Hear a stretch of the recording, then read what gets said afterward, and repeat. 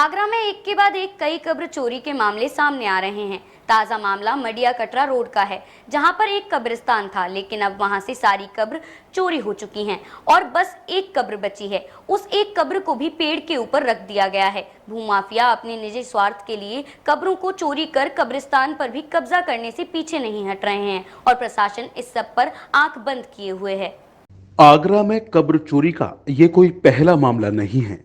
भूमाफियाओं और मुस्लिम समाज में मौजूद कब्र चोर इस तरह के कारनामे पहले भी करते आए हैं। मडिया कटरा से गुरुद्वारे की तरफ चलने पर पागल खाने के सामने तमाम कब्रिस्तान की जमीन पर भूमाफियाओं की मिलीभगत से कब्र चोरों ने बाउंड्री करा रखी है। वहीं अब एक और कब्रिस्तान से एक एक कर तमाम कब्रें चोरी हो चुकी हैं। बची ये लास्ट कब्र भी जल्दी चोरी हो सकती है, क्योंकि इस कब्र को सामाजिक लोगों की नजर से धीरे धीरे यहाँ से हटाया जा रहा है। पहले इस कब्र का स्थान बदला गया और अब इस कब्र को पेड़ के ऊपर रख दिया गया है। लोगों की माने तो यहाँ पर कब्रिस्तान था और तमाम कब्रें थीं जो कि कब्र चोरों और भूमाफियाओं की सांठ-गांठ के चलते चोरी कर ली गई हैं। अब इस कब्रिस्तान के अंदर दफन लोगों की कब्रों पर मवेशी बंधे हुए हैं। भूमाफियाओं और मुस्लिम समाज के कब्र चोरों द्वारा इस कब्रिस्तान को भी घेरने का पूरा प्लान बना लिया गया है। एक एक कर सारी कब्रें चोरी करने के बाद कब्रिस्तान की बाउंड्री कराने के लिए रेडीमेड मटेरियल भी मंगा लिया गया है।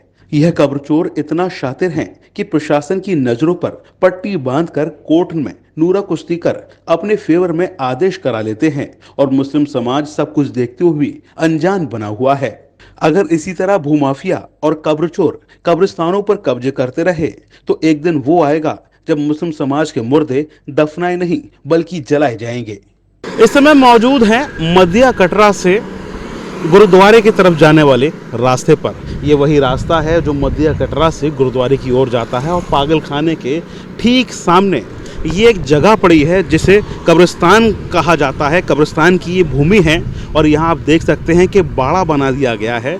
बताया ये जा रहा है कि इस ज़मीन पर अवैध तरीके से कब्जा करने का लगातार सिलसिला चल रहा है। आप देख सकते हैं कि यहाँ जो कब्रें थी उनको एक एक करके हटाया जा रहा है और एक जो कब्र है उसको ले जाकर पेड़ पर रख दिया गया है। तो यहाँ के आसपास के कुछ बिल्डर और यहाँ के आसपास के रसूखदार लोग मिलकर इस पूरी भूमि पर कब्जा करना चाहते हैं, जिसका जीता जागता सबूत आप देख सकते हैं कि ये जो रेडीमेड बाउंड्री करने के लिए उन्होंने मटेरियल मंगाया हुआ है, ये मटेरियल यहाँ पड़ा है और किसी भी दिन यहाँ रेडीमेड बाउंड्री कर इस ज़मीन पर कब्जा कर लिया जाएगा। इसकी ये लोग पूरी तरह से तैयारी कर चुके हैं, क्योंकि ये पहला मामला नहीं है। इस तरह के मामले कई बार सामने आ चुके हैं जिस पर प्रशासन आंख मूंदे बैठा है और ये दबंग वक्फ बोर्ड की जमीन पर कब्रिस्तान पर कब्जा करने में कामयाब हो जाते हैं।